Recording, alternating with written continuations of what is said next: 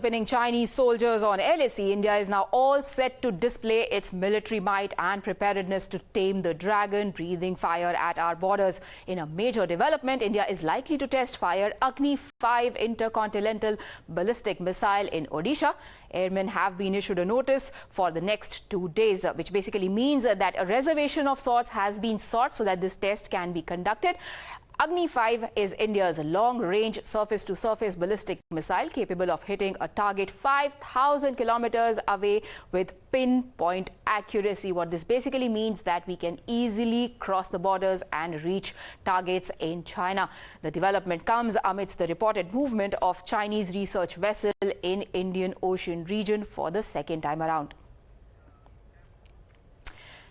Now, India has increased its surveillance in the area in the view of recent activities by the Chinese side. And here is what we have done. Nuclear-capable Intercontinental ballistic missile has been deployed. This is mission taming the dragon. We know that China has been gradually and subsequently amping up its infrastructure close to our borders. They have built dual-purpose villages. They have been deploying and reinforcing their troops that are present. India has developed several roads by the DRDO. This ICBM has been developed by the DRDO. The range is around 5,000 to 5,500 kilometers. The mission is enhancing nuclear deterrence against China. Now, India has said that we are not going to use nuclear arms first, but that doesn't stop us from preparing for any eventuality.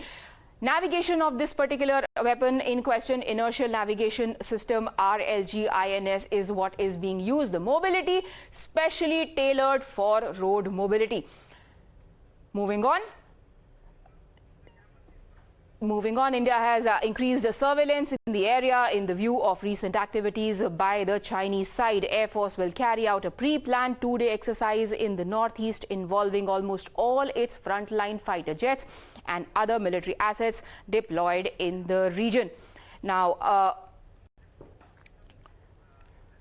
let's now take our viewers through what all is India actually deploying along the line of actual control. These are, remember, latest deployments, because after Galwan brought the spotlight sharply on eastern Ladakh sector, India, the government might have been accused of not learning its lessons, but that has not been the case, because we have slowly and steadfastly built our military capabilities. Here's a look at the weapons that are being deployed.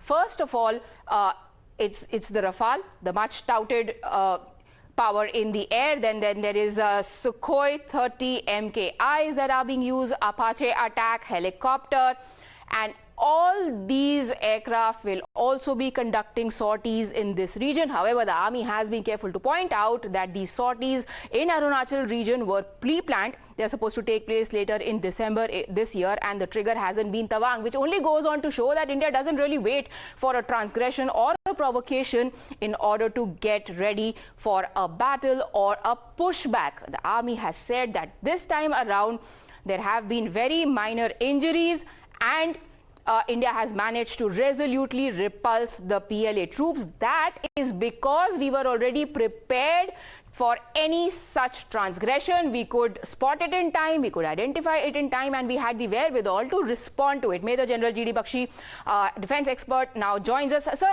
one of the things that is very importantly discussed every time it comes to India-China conflict is the huge differential that we have. That in case of an eventuality where we come head to head, India cannot match China's military might. But we have been building up to it. Is this enough? Look, when you make a calculation of the forces deployable, well, then, you know, the gap is not so acute as is made out to be. The simple fact is that the PLA, so much larger, the PLA Air Force is larger, the PLA Navy is now the largest Navy in the world, overtaken the United States Navy. But the simple, they have to cater for Japan, they have to cater for Taiwan and the United States, they have to cater for Southeast Asian countries like Vietnam, etc., which are no pushovers. So the fact of the matter is that what China can bring to bear against India, the differential is not really all that much as people tend to exaggerate. India can, give back, push for shove if it comes to that. The simple fact is that India is now, the Indian armed forces are very powerful, they are very combat tested, they have fought after 62, the 65 war, they broke Pakistan in two in 1971, they bashed Pakistan's nose in the Kargil conflict, we fought in Sri Lanka, we fought in Maldives, we fought non-stop CICP ops. We are combat hardened. The Chinese haven't seen a shot fired in anger since 1979. That's over 41 years now. And if they suddenly have to go to combat, they may have a period in which they may have to learn some very bitter lessons. So the fact of the matter is that this is a very timely exercise as far as strategic signaling to China is concerned.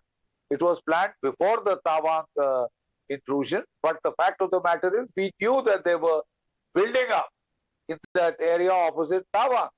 So this exercise is very timely, very well planned, and sent a very firm and very clear message. Don't mess with us. It could prove to be very costly.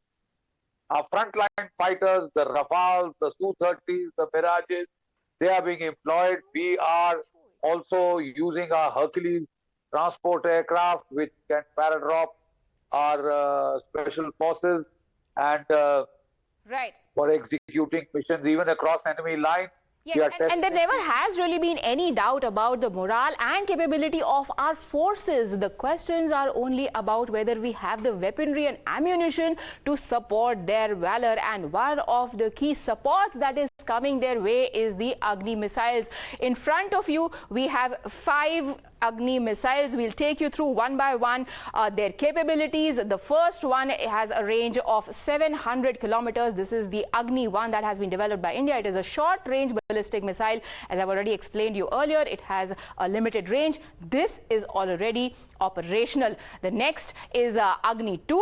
This has a range of 2,000 plus kilometers. This is also operational right now. This comes in the medium range ballistic missile, and as I said, it is operational. But one thing also that needs to be kept in mind is their declared capacities are usually below their actual capacities. Now this one is a 3,000 kilometer plus, which is Agni-3. This is also ready and functional. It is an intermediate range ballistic missile, but here is where we cross over to the more important category, which is Agni-4 and Agni-5. Now remember, these two are both still in the making.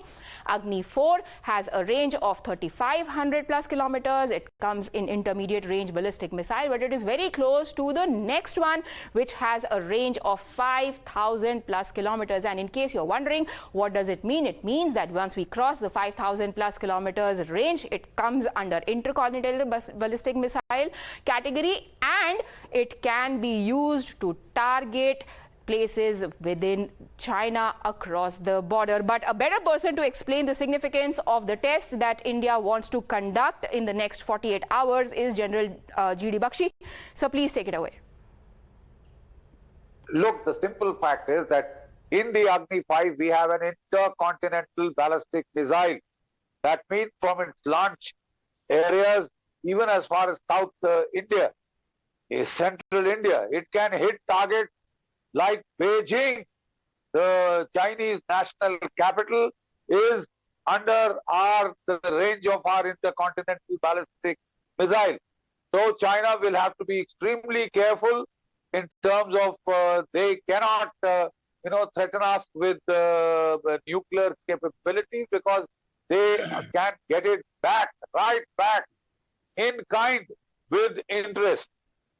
So with the operationalization of the Agni series of missiles, and with Agni-5 we have intercontinental ballistic capability. This is the clearest signal to China that we can go to any length that they want.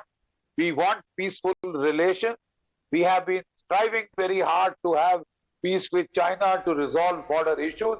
But China just does not seem to be interested. Right, and in some cases, negotiations and deliberations do not work, at least do not work in isolation unless they are backed by military deterrence, and that is what India has been focusing on, as we've been highlighting over the course of last 10 minutes. Here's a look at India's arsenal that has been deployed against the LAC.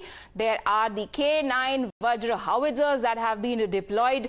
They strengthen the Army's artillery corps. These are capable of hitting targets above 45 kilometers in high altitude areas, and this is very significant because, as anybody would know by now, the area where we are dealing with Beijing, the area of conflict where there is a lot of battle over perception, and the lines involves a lot of undulating topography. There is the Tibet Plateau and there are mountains, and China in some cases is at a height. The next one is the BrahMos missile. It is the world's first and only supersonic cruise missile which can be of use to Army, Navy as well as the Indian Air Force. It is a precision strike weapon. It has a short range surface to air missile which is the Akash that India has also armed with. It provides air defense cover to vulnerable areas. This particular weapon can simultaneously engage multiple targets. Then there is a Nirbhay nuclear capable subsonic cruise missile, and so on and so forth. But for somebody like me to talk about this weaponry is not very appropriate when we have been joined by Air Commodore B.S. Sivach, a retired DG Aviation Safety Management Society of India. Welcome, sir, to this broadcast. Please tell our viewers that while we take them through all these fancy gadgetry, the weapons, the technology that India has, my first question to Mr. G.D. Bakshi was also this: is this enough? Definitely it is not enough, and we are found badly lacking in infrastructure development, in our aircraft, fighter aircrafts, helicopters, missiles, and all kind of weaponries. But since this present government, under the illustrious Prime Ministership of Shri Modi ji, has taken over, there have been quantum jump in modernizing the weaponry of Indian Air Force, Indian Army, Indian Navy, and I'm sure we are very well prepared, and we will not be found wanting at any given time. So it must be very clear to China. It's a clear message to China. Right. That please, yeah.